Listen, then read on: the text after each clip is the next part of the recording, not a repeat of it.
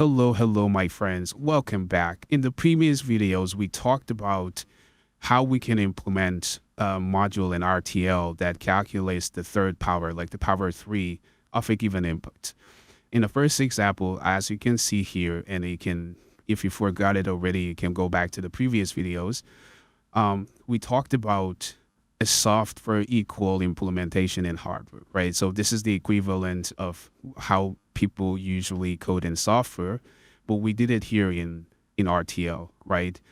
And we saw that we have to wait 3 clock cycles, like keep the input data valid for 3 clock cycles and like get everything in, do the calculation, and so on and so forth. And then we talked about 3 different optimization regarding timing that we can do. The first one was the 3-bit optimization, how we can make our circuit to have a higher 3-bit. We saw the example here. We added some register, then pipeline the design.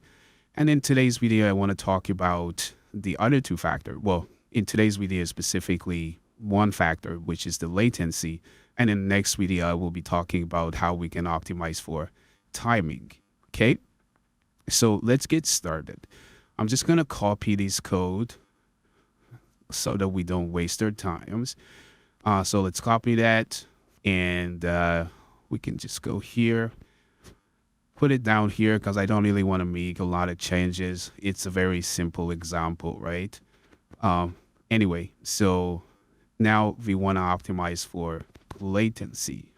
Okay, we want to keep these as they are. So we have a parameter that says like data width is 8. We have a clock. We have I data and O data. Obviously, we talked about the width of this. This is not necessarily the most optimized data width, but we're not optimizing for data widths anyway. And so let's keep these as well. I don't really need to change anything here. Here is where we want to make the changes, right? Okay, sounds good. So just to recap to what we did, we did talk about latency, but a low latency design is one that passes the data from the input to the output as quickly as possible, right? And this usually happens by minimizing the intermediate processing delays.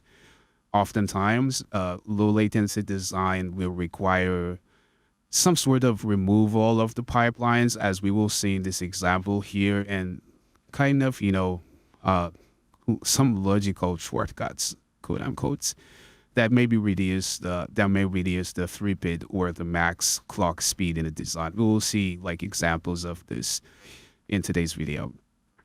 So obviously we want to do the same example, and which is the Power 3 implementation. And as we saw in the previous video, the pipeline implementation, right? We made it pipeline. If we go back to the first implementation that we have, which is the iterative iteration, we do not really see any obvious ways of like improving the latency. But when we go to this design, which we added some pipeline stages, we can clearly see a path to reduce the latency, right? Just note that at each pipeline stage, as we saw here in the class videos, at each pipeline stage, the product of each multiply must wait until the next clock edge, right? Before it's propagated to the next stage, right? So if you remove the pipeline registers, we can basically minimize the input to output timing. How can we do that? By removing the pipeline, right? So this is what we can do here. I can go here and go assign O data, right? Equals XP2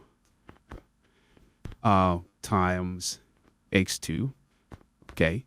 Well, what is XP2? What is X2? We're going to assign them in this always, we're going to have like an always combinational clock here. Doesn't matter really. So we can go X1, right, equals I data, and then XP1 equals X1. And my OCD kicks in again. So I just want to do that. And I go first power, burst power, and then I can basically copy this. I'll explain if anything is a bit vague. Just hold on a second.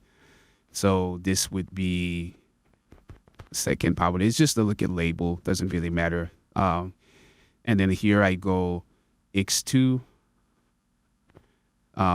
Obviously, that's not iData anymore. This is X1. And then XP2 would be XP1 times X1, right? If I'm not mistaken. Okay, sounds good. So what happens now is that it's a combinational design that like there is no registers, and as you can see here, we are not waiting for the rising edge of the clock or the falling edge of the clock or anything. So basically the iData comes in, as it changes, X1 changes, and X1 changes, XP1 changes, and it's obviously the first power because it's X1, and X1 is iData. And then here, we just go, if X1 changed X2, and when X2 changes, then like we obviously have XP2, which is XP1 times X1, right? And so we calculated the second power here, and up here we have XP2 times X2, right? Which is this value in here. And so this way we get the third power of the even input iData. So in this example, as you can see, the registers were stripped out of the pipeline. Each stage is now a pure combinational expression of the previous design. Like when you compare this with this design in here, you can see that it's the same functionality, but this one is a combinatorial design. But the other one, the pipeline design that we used for maximizing the throughput, was a sequential design, obviously. And if we want to talk about the performance of this design, the throughput is 8 bits per clock cycle. We are just assuming that one new input per clock, right? So if your input, I don't know, it's like 64, so that's 64. So it's basically your data width per clock. In this example, 8 bits per clock cycle.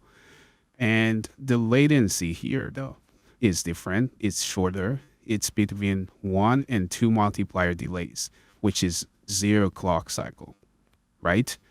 On the other hand, the timing is 2 multiplier delays in the critical path. So what happened is that by removing the pipeline registers, we have reduced the latency of this design below a single clock cycle. The penalty, though, on the other hand, isn't the timing. The previous implementation could theoretically run the system clock period close to the delay of a single multiplier, but in the low latency implementation, which is this design here, the clock period must be at least 2 multiplier delays, right? Depending on the implementation, obviously, plus any external logic in the critical path. So what happened was that we reduced the latency. Okay, that makes sense. But also at the same time, the timing is now worth. You improve something, you lose something, right? It's always a trade-off. So yeah, this is about that. And hopefully you found it useful and helpful. If you did, please like the video. And if you haven't already, subscribe to the channel so you won't miss the next videos. In the next video, I will be talking about how we can optimize the same design, but this time for timing, how we can improve the timing. And thank you for watching me. You guys have a good one. See you all in the next video. Take care. Bye-bye.